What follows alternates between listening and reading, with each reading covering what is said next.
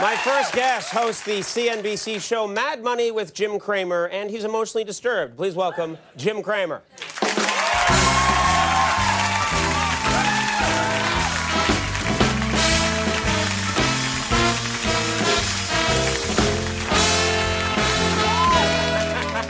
I never know what to expect when you come on the show. I'm in a good mood. Yeah, you're in a good mood. Yeah. That's good, because I've watched you many times on your show.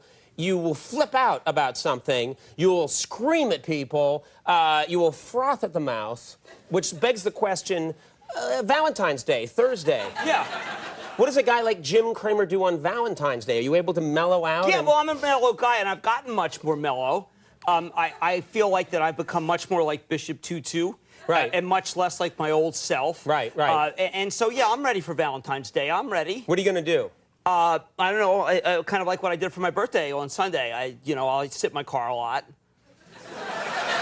You sit in your car a lot? Listen to music. Right, and kind of fidget around. Yeah, dial around. Right, well, Bishop Tutu did that, I guess. Yeah, he did too, and Gandhi. Yeah, yeah. I got before AM, before FM too. Right. But no, I'm a relaxed guy now. Yeah, but okay, one thing I've noticed is that you finance, of course, is your field of expertise. Yeah. And a lot of people, the market's been in turmoil lately. And on your show, you wig out at the, and whipping out, you wig out at the mere mention of the Fed chairman. Yeah, well, he's my personal nemesis, as well as the nemesis of the country. Mr. Bernanke. Yeah. And he would be much better if he went back to Princeton at the dinner clubs and teach classes, because he's destroying the American economy. I have a solution for him. Oh, yeah. Booyah. Here, this is what I take now when I know I have to speak. What is this now? This is AvaPro. You take one before you speak about Bernanke. Every time you're on, you pull medications out of your pocket. Well, the situations are all different. Well, what does AvaPro do? But usually my blood pressure goes to 160 over 120 when I talk about Bernanke. I pop one of these if I know that I'm going to talk about Bernanke. It gets it back to about 120/80, and I can do the segment. Okay, so you literally take medications. If you know that the name Ben Bernanke's coming up, you right here, right now, we're going to solve. No, because you don't want to OD on that right now. Well, then we'll do this one. What's that? This one you can take as much as you want. What is that? Well, that's for after he doesn't cut rates. Alprazolam? Well, that's the generic. You think I'm going to pay the full boat? You're a very wealthy man. Yo, well, how do you think I got wealthy? By paying full price for Xanax? All right. That's what it's about. You obviously have no idea how rich people get rich. Not to be taken by Jim Cramer, it says. No.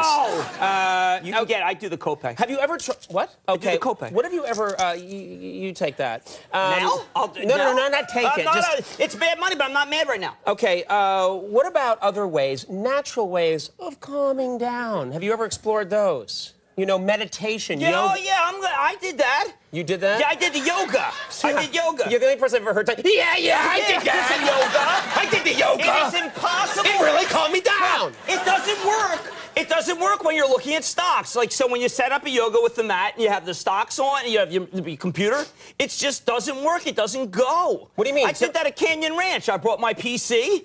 At Canyon Ranch, that's a really good test for how much yoga helps you. No. You're not supposed to be looking at stocks while you're doing yoga. Can't you turn off the computer or the television for an hour? Well, how will I know what's going on? Well, you don't for an hour. You check out what's going on within you, baby.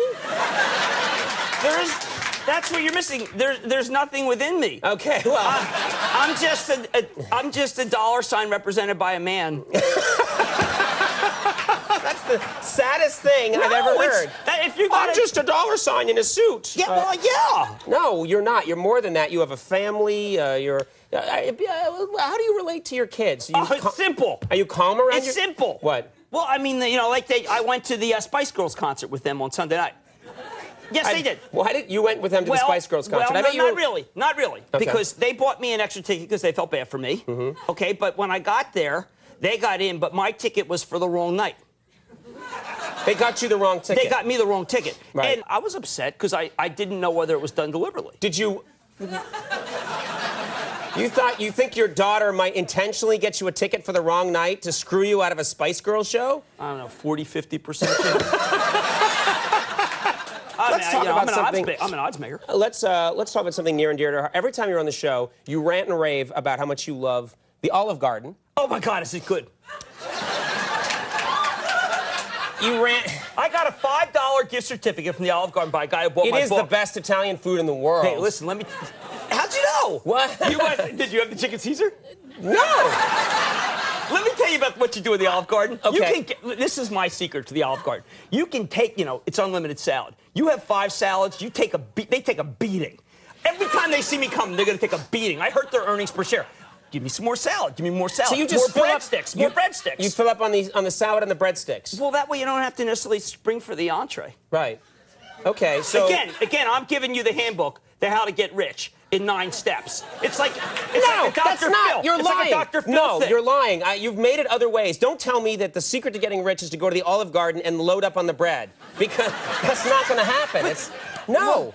I have to disagree with you. I mean, you're probably a guy who, when you go to the Red Lobster, don't have the big schooner. You probably save. You think you're saving by having the smaller beers when you're at Red Lobster. It's a schooner. And Oktoberfest, again, you can deliver just a terrible beating to their bottom line because it's unlimited shrimp. Right.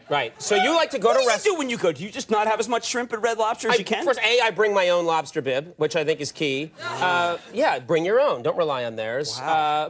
No, I'm a guy who, I live for the moment. But so then you're a Fridays guy. No, I'm not a Fridays guy. All right, well, which of these do you go to? Applebee's? No, I don't like Applebee's because of the name.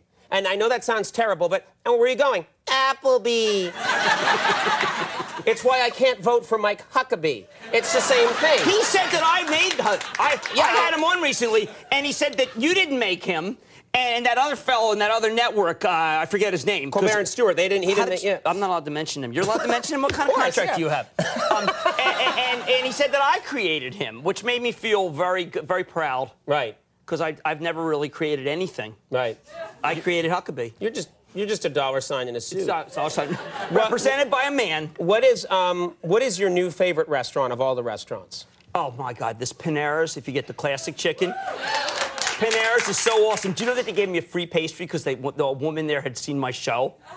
Free pastry. That's what happens. It's a free pastry. That's what happens when you get famous on television. You get a free pastry. I was telling my kids, I said, I am now big. I am big. She gave me a pastry. She gave me a fork with it, too. I could have picked it up. She gave me a fork in the pastry. High five.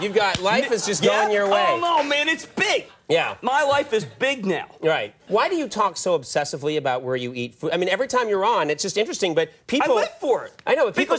Well, look, you have a guy on who is a bit of a chef. Yeah.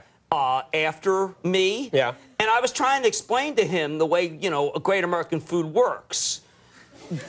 Like the kind that I have. Right. And there was no meeting of the minds. He didn't understand the classic, the special order that you can do at Burger King. He doesn't understand that at all. Philistine. Right. Yeah. He has no idea what the kind of food we do create. What in this kind of country. animal is he? I don't know. He had something. That stuff. Look, I think he's probably a really nice man, but he just does not understand how fast we make food in this country. That is the barometer. USA. Right. USA. That's the barometer. No, we don't care what it tastes like. It's quick. I know. And that's why Starbucks had to get rid of those smelly egg salad sandwiches. They didn't know how to make an egg salad sandwich. They didn't have any idea. Stop yelling at me. Stop yelling at me about egg salad sandwiches. Personal. You're talking personal. I didn't say anything. Very personal. I didn't say anything. You brought up Starbucks, and then you're shouting at me about an egg salad. What are you doing?